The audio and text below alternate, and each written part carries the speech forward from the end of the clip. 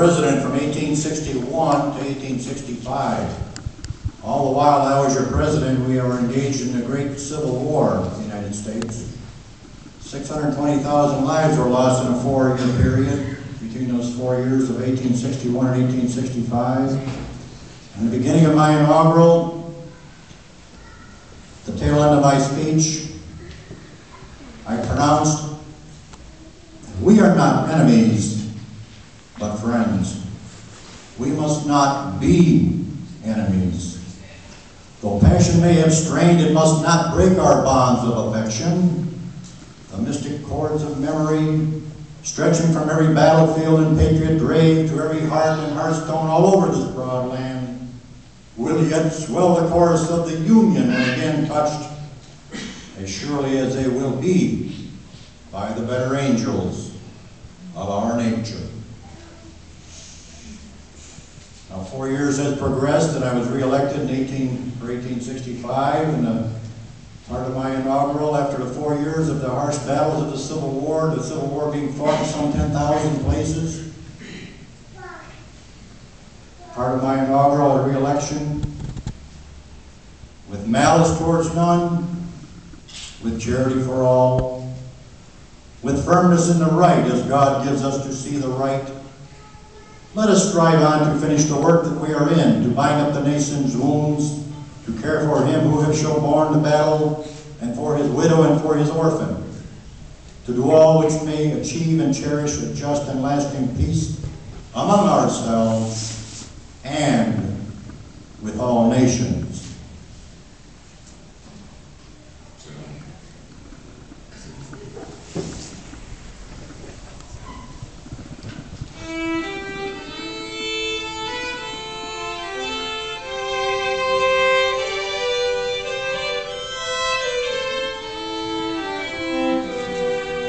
You've been wondering how it was that I sprouted these fine whiskers. If you all have a few minutes, I can rightly explain. It seems that these whiskers got to be the fancy around the 1860s. I was not so set on enhancing any appearance, especially a mustache. My nose ain't that important to be underlined. But on October 15th, 1860, I received some correspondence from an 11-year-old girl from Westfield, New York, a small rural town just 60 miles east of Buffalo, New York. Her name was Gracie Bedell. Her letter to me is somewhere here in my hat. Well, I sat down and got to answering her letter with one of my own, and I have a draft copy of it here somewhere in my hat.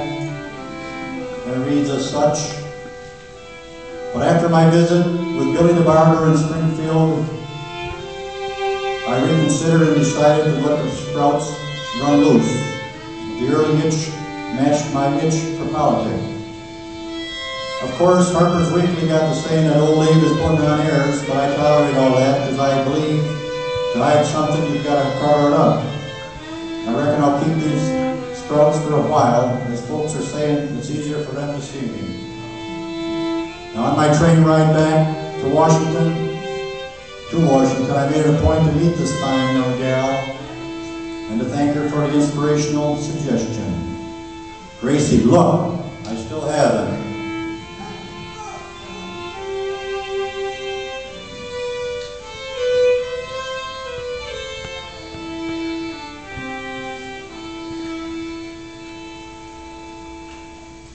Now, many of you know I was invited to Gettysburg, Pennsylvania, November 19th, 1863. I was asked to say a few words. It was the Battle of Gettysburg that took place July 1st, 2nd, and 3rd of 1863. I was invited in November. The words I came up with to help ease the pain and sorrow of all those involved go as such: 407 years ago, our fathers brought forth on this continent a new nation, conceived in liberty and dedicated to the proposition that all men are created equal.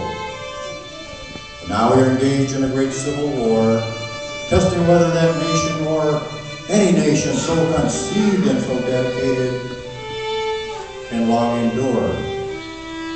We are met on a great battlefield of that war. We have come to dedicate a portion of that field as a final resting place for those who here gave their lives that that nation might live. It is altogether fitting and proper that we should do this, but in a larger sense, we cannot dedicate, we cannot consecrate, we cannot hallow this ground. The brave men, living and dead, who struggle here have consecrated far above our poor powers to add or detract. Now the world will little note nor long remember what we say here, but it can never forget what they did here. It is for us, the living, rather, to be dedicated here to the unfinished work which they who fought here have thus far so nobly advanced.